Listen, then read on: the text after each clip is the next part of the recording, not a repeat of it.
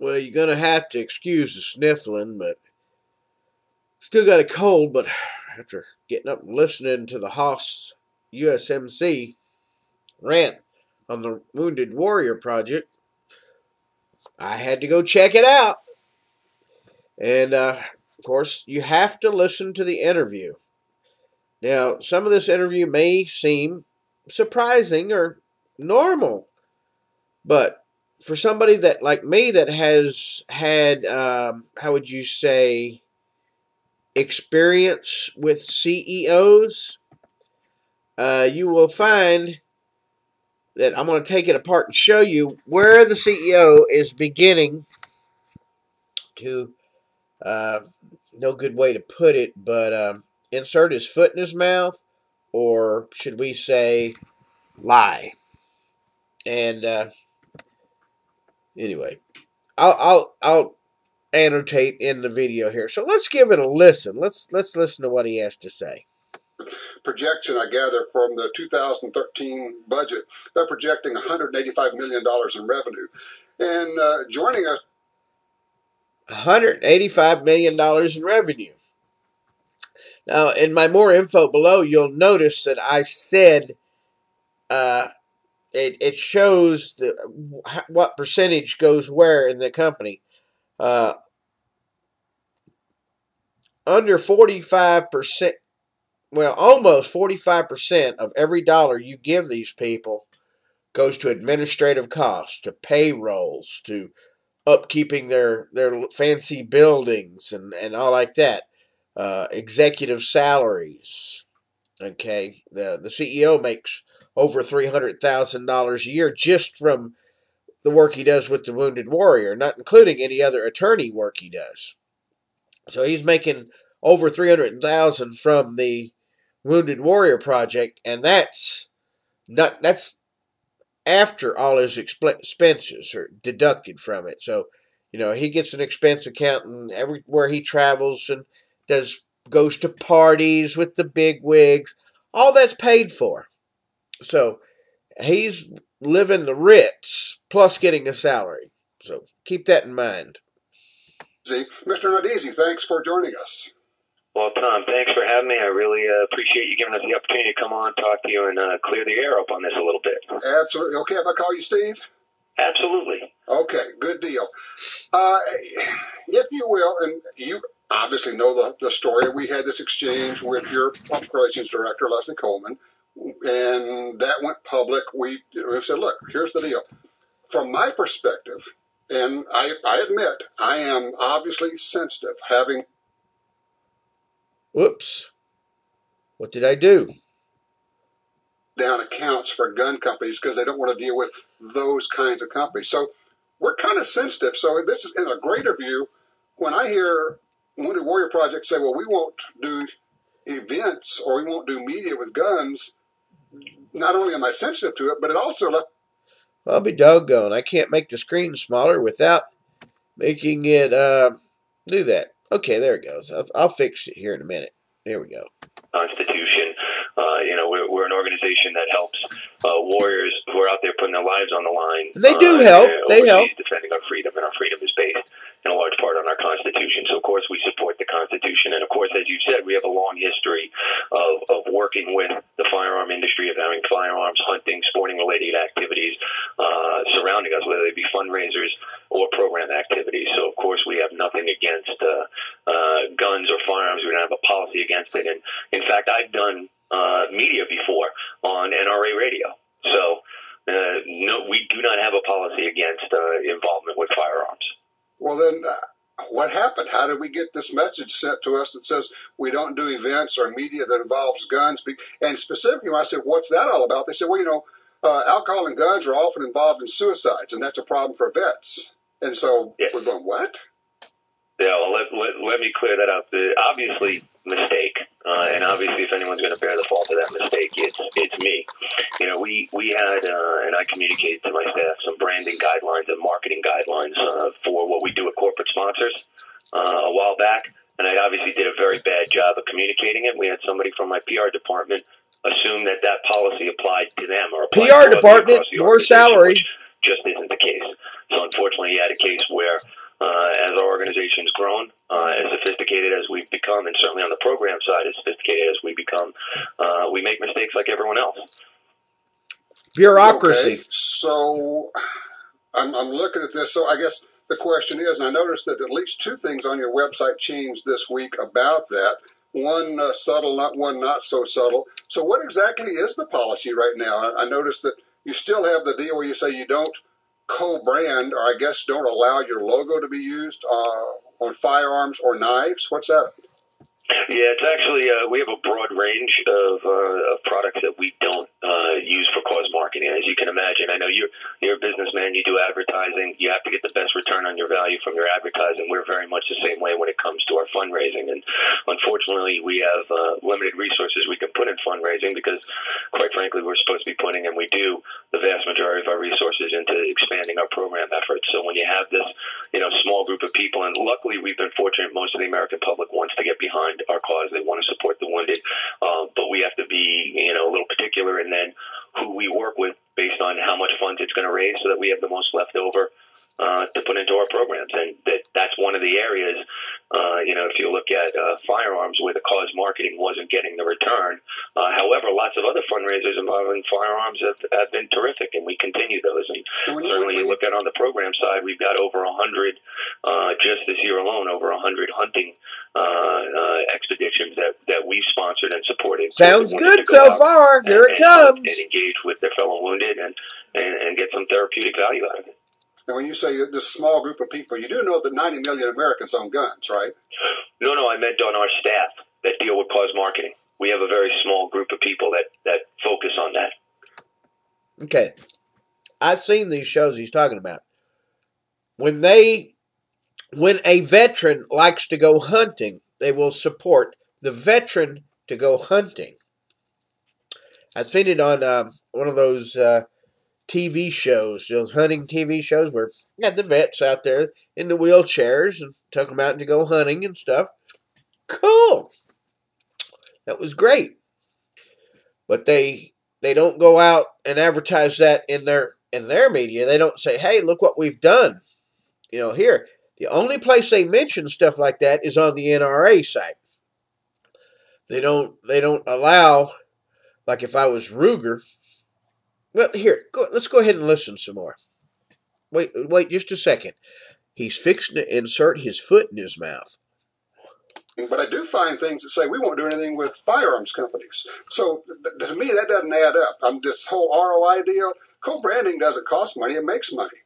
So I'm looking at this and saying, about something that you don't understand, and I apologize for that. Cause marketing absolutely costs the charity money to get involved with, just like fundraising costs the money to get costs the charity money to get involved. So why is it that you have? Wait a minute. But Steve, time in, Tom.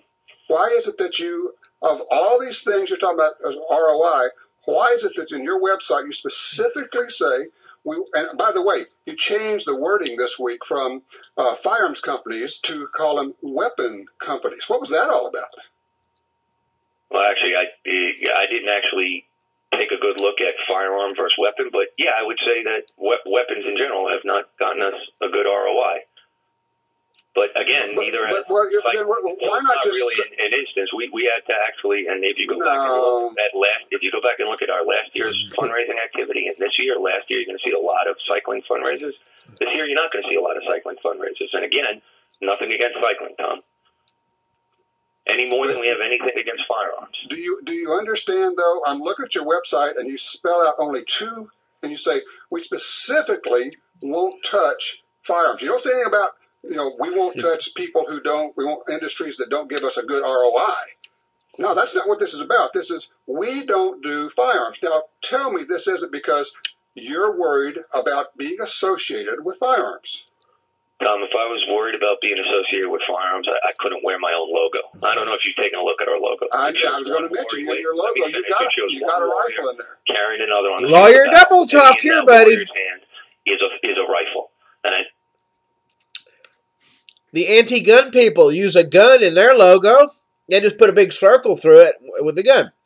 The United Nations has a big statue of a gun with a barrel tied to the knot. They use a gun in their logo, but they're still anti-gun. So just because you got a gun in your logo don't mean nothing, Steve. That don't mean squat. Okay? The logo? Absolutely not. And I'll tell you why. So wait. You're okay with us raising money for you. You'll take our money, but you won't let us use your logo. Which is something that is also not on our website, but we just generally don't do that. I mean, I know if you're doing a show and you were to air, you're doing a TV show and you air our logo on the opening piece, absolutely, Tom. So you're okay taking money from the gun companies, but you won't let them use your logo as part of their fundraising. Right, because there is a highly regulated industry, and if the minute that I allow them to use the logo, I have to run through a whole host of hoops. I have to get attorneys involved. I have to get marketers involved. I have to get staff involved in tracking the use of the logo, and it takes time and money. Bullshit. And I know that's unfortunate. It is. And you're not the only person who says, well, that's unfortunate. And it is unfortunate, but that's the regulated industry that I'm in. And, in fact, it's getting worse. If you just look in New York right now, the New York State. So, here we go. New York libtard are regulating themselves out of business. Now, he has to get all these attorneys involved. Well, wait a minute. He's an attorney. Those New York attorneys get $400, $500 an hour. Now we see where your money is going when you give it to the Wounded Warrior Project. Yes, it's a good deal. And some of the money finally makes it to the Wounded Warriors. But a huge chunk of that money is going to the attorneys and the marketers. Them numbnuts that sit up in New York City is where are getting almost, not all, almost half of the money you donate to sit up there and come up with crap like this. All right? Now, you'll see in the more info section below, there I gave an alternative. There's another organization that uses 94% of the money actually gets to the people. Okay? So let's go on and let's listen to a little bit more of this before I give my final comment. So here we go. What I'm seeing, and clearly what a lot of people are seeing, Steve, is we'll take your money and you can do fundraisers for us, but you can't use our logo. And that, to me, that sounds like, I'll date the ugly girl, but I'm not going to be seen with her in public.